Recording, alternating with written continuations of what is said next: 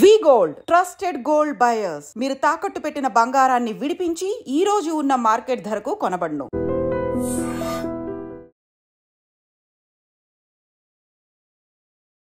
నమస్తే, welcome to I dream. నేను మీ ఛాన్సీ.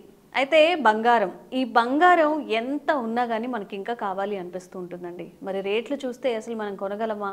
అసలు మధ్య తరగతి వ్యక్తులు బంగారం కొనే అవకాశం ఉందా ఫ్యూచర్లో అన్నంతగా రోజు రోజుకి ధరలైతే పెరిగిపోతున్నాయి బంగారం ధరలు.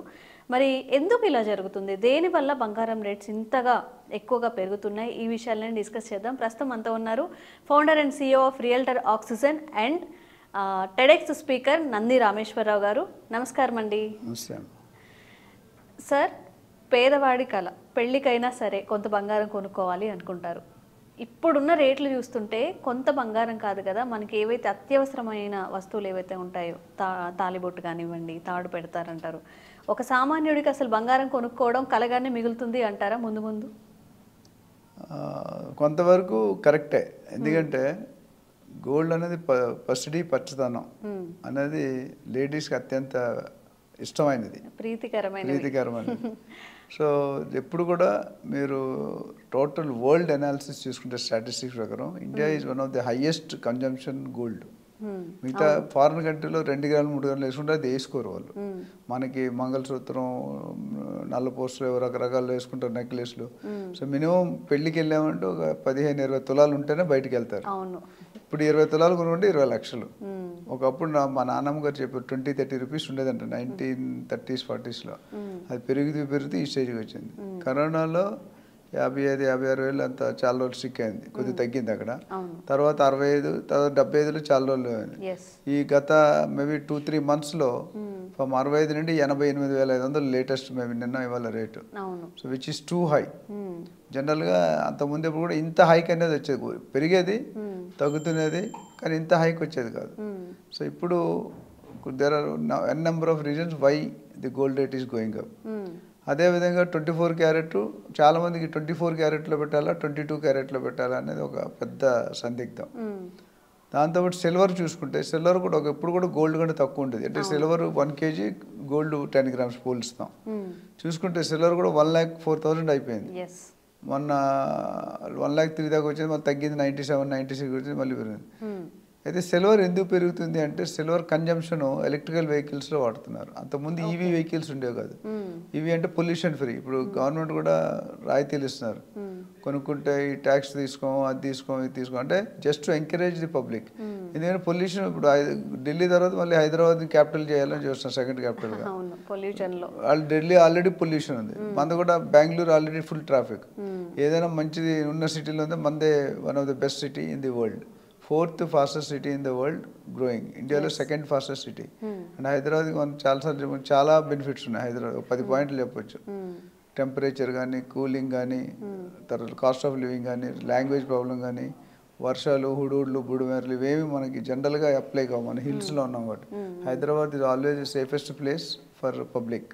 ఎవరైనా కొత్త వాళ్ళు హైదరాబాద్ వస్తే they will not leave Hyderabad. వాళ్ళు పిల్లల్ని ఇక్కడ, భార్యని ఇక్కడ పెట్టి వెళ్తారు, ఉద్యోగం చేసుకుని మళ్ళీ ఇక్కడికి వచ్చేస్తారు. అందుకని చూసుకుంటే ఎవ్రీ ఇయర్ హైదరాబాద్కి వలసలో లక్షల్లో ఉంటుంది. అది తగ్గడానికి ORR, RRR అనేది కాన్సెప్ట్ వచ్చింది. So coming back to gold, మీరు అడిగారు ఎందుకు పెరుగుతుంది, ఎందుకు తగ్గుతుంది. సో ఎక్కువగా 2-3 రీజన్స్, జియో పొలిటికల్ రీజన్స్ అంటారు. ట్రంప్ వచ్చాక గోల్డ్ మొత్తం పడిపోయింది, స్టాక్ మార్కెట్ పడిపోయింది, రియల్ ఎస్టేట్ తగ్గింది. Because Trump is big boss, అందరికీ పెద్దన్న. అంటే ట్రంప్ అక్కడ అమెరికాలో ఏదైనా ఇక్కడ ఇంపాక్ట్ డైరెక్ట్ ఎఫెక్ట్ ఉంటుంది. అమెరికాలో రెషన్ వస్తే ఇండియాలో రెషన్ వచ్చినట్టు. ఎందుకంటే అమెరికాలో మన వాళ్ళు చాలామంది ఉన్నారు, ఫండింగ్ అంతా ఇప్పుడు శాలరీస్ చాలా హై ఉంటాయి అక్కడ, మనకు తెలుసు. మనం వాళ్ళ అమెరికన్స్ గంటకి $50 తీసుకుని మనం $10 చూస్తాం మన వాళ్ళు.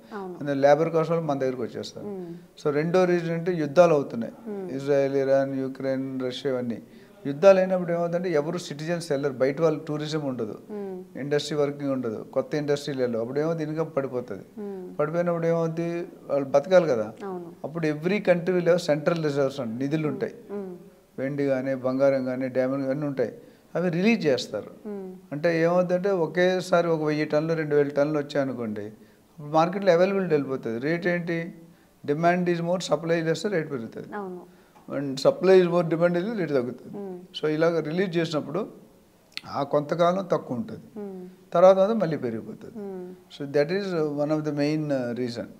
ఎందుకంటే ఇప్పుడు ట్రంప్ ఏం చేశాడు, ట్యాక్స్ విధించాడు, ఇంపోర్ట్ ట్యాక్స్. ఇండియా మీద 25%, అక్కడ చైనాకి 60%. చైనా అంటే అస్సలు పడదు కాబట్టి చైనా మీద ఎక్కేసాడు. దాంతోపాటు ఏమనంటే మీరు నేను చెప్పిన వాటి వినకపోతే ఇంకా 100% కూడా చేస్తాను, అంటే 10 రూపాయలు 10 రూపాయలు కొనుక్కోవాలి.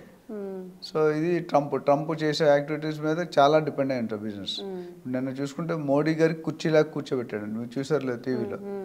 ట్రంప్ ఈజ్ పుల్లింగ్ ది కుర్చీ టు మోడీ గారు. అంటే అది పెద్ద జోకా సినిమా తెలియదు, నిజంగా చేసాడు ఆయన. అది చాలా అరుదుగా జరుగుతుంది. అంటే అంత వాల్యూ ఇస్తున్నాడు మోడీ గారికి, పైన లోన్ మొత్తం చేస్తున్నాడు.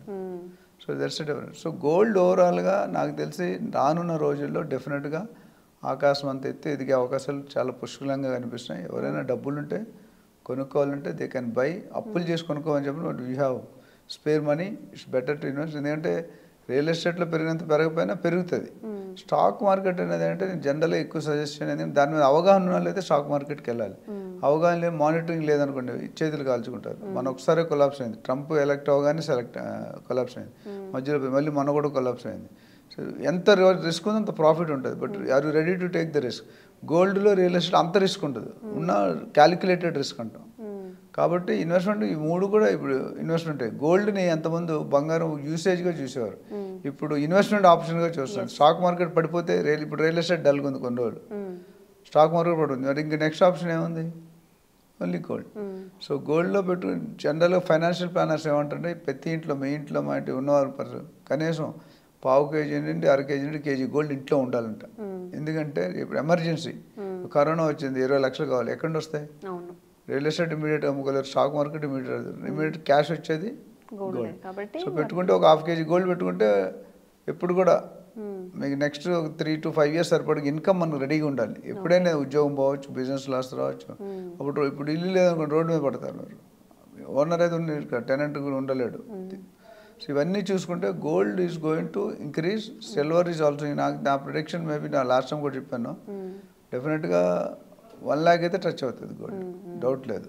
సిల్వర్ 1,10,000, 1,15,000 దాకా వెళ్ళే అవకాశం ఉంది.